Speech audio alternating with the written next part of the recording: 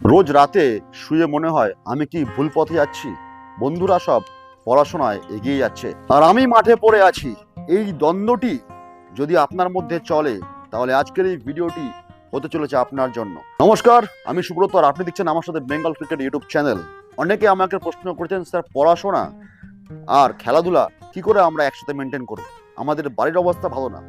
আমি পশ্চিমবাংলায় বাসী হওয়ার জন্য আমি অনেক ভালো করে জানি যে পশ্চিমবাংলার কিন্তু অনেক গরিব ছেলে যারা পড়াশোনা এবং খেলাধুলাকে একসাথে ব্যালেন্স করে চলতে পারে না, বিকজ ফাইন্যান্সিয়াল প্রবলেম এবং সময় বাড়ির অবস্থা না ভালো থাকার জন্য সে মানসিক দিক থেকে ভেঙে পড়ে। সে কি করবে, তার বাবা মাও ভেঙে পড়ে, সেই ছেলেটিও ভেঙে পড়ে। তাই সেই কথা মাথায় রেখে কিন্তু কিভাবে একটি সহজ উপায় অবলম্বন করা যায় যেটা দিয়ে আমি খেলাও চালাতে পারবো এবং আমি পড়াশোনা চালাতে পারবো, সেইভাবে কিন্তু আমি একটা সঠিক এবং তার মানসিক দৃঢ়তাও যেন ভেঙে না পড়ে, তার জন্য কিন্তু আজকের এই ভিডিওটা। সুতরাং খুব মন দিয়ে ভিডিও দেখুন, নাহলে কিন্তু অনেকটাই পিছিয়ে পড়বেন, এরকমটা আমার মনে হচ্ছে। বেশিরভাগ মানুষই মনে করে যে সমস্যাটা হলো সময়ের অভাব, কিন্তু আসল সমস্যাটা হলো আমাদের মাথার মধ্যে চলতে থাকে একটি গিল্ট। যেদিন খেলতে যান সেদিন মনে হয় পড়াশোনার ক্ষতি হচ্ছে, আর যেদিনকে পড়তে বসেন সেদিন মনে হচ্ছে যেন আজকে প্র্যাকটিসটা মিস হয়ে গেল।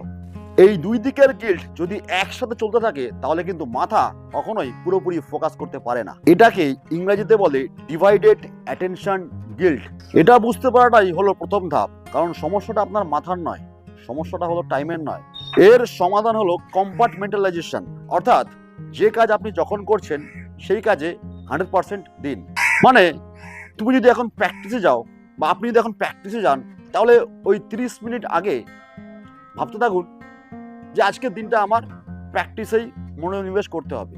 আর যখন পড়াশোনা বা অন্য কাজ করবেন সে সময় মাথায় রাখবেন যে আপনাকে কিন্তু ওইখানে মনোনিবেশ করতে হবে। এটা আস্তে আস্তে মাইন্ড সেট হয়ে যায়।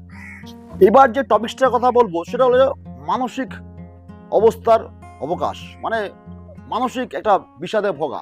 বন্ধুরা বিদেশ যাচ্ছে, আমার খেলাধুলা হচ্ছে না, আমি মাঠে সময় কাটাচ্ছি বাট আমি প্রোগ্রেস করতে পারছি না। এই অপরের সফলতাকে দেখে নিজের ফোকাস থেকে নিজেকে সরিয়ে নেওয়া, এটা কিন্তু খুব ভাইটাল পয়েন্ট। মানে অপরে কি করছে সেটা দেখে আমি ঈর্ষান্বিত হচ্ছি, কিন্তু আমার নিজের ব্যর্থতার পিছনে কতটা আমি সফল হওয়ার জন্য সময় দিচ্ছি সেখান থেকে ফোকাস সরে গেলে কিন্তু সমস্যা তৈরি হবে। এবং সেই সমস্যাটা তখনই সলভিং হবে যখন অপরের বিদেশ যাত্রা, অপরের পড়াশোনা, অপরের সাকসেস দেখে না ঈর্ষান্বিত হয়ে নিজের ব্যর্থতার প্রতি আরো বেশি করে চেষ্টা করে এগিয়ে যাওয়া, এটাই হলো সফলতার প্রথম চাবিকাঠি। সবচেয়ে গুরুত্বপূর্ণ বিষয়, কোনো খারাপ কিছুতে নিজেকে সময় দিন। খারাপ রেজাল্ট হতে পারে, খারাপ খেলা হতে পারে, ম্যাচ থেকে বাদ পড়তে পারেন। আইডেন্টিফাই করুন যে কেন আপনি, আপনার রেজাল্ট খারাপ হলো, কেন আপনি ম্যাচ থেকে বাদ পড়লেন, সেইটাকে নিয়ে একটাকে অন্যের উপরে চাপাবেন না। ধরুন বাবা বলল যে রেজাল্ট খারাপ হয়েছে, খেলা ছাড়িয়ে দেবো, এরকমটা হতেই পারে। তো একটা অন্যের উপর চেপে গেল, সেক্ষেত্রে কিন্তু বাবার চিন্তার কারণ হচ্ছে যে খেলার জন্য পড়াশোনাটা খারাপ হচ্ছে।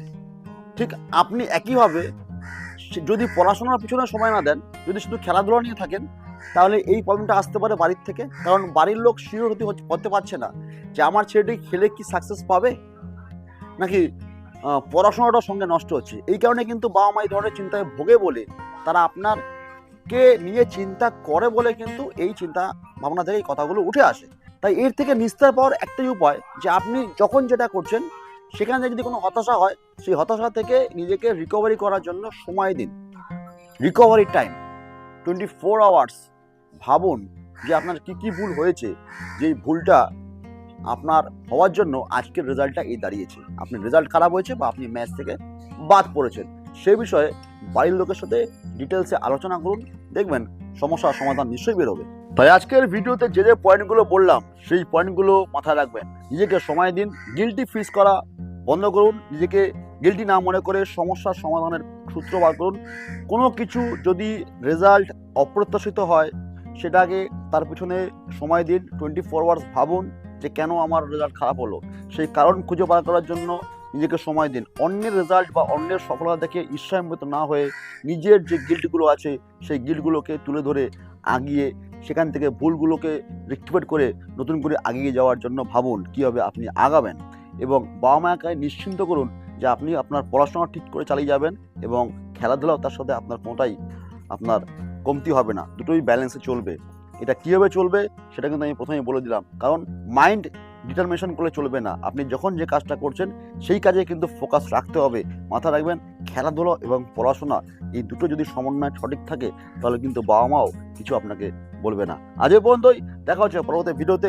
চোখ রাখো একমাত্র বাংলার ক্রিকেট চ্যানেল। এরকমই ব্রেকডাউন খবর পেতে, এরকম টেকনিক্যাল ব্রেকডাউন পেতে আমি সুব্রত থাকবো তোমাদের সাথে। Bengal cricket. Thank you so much.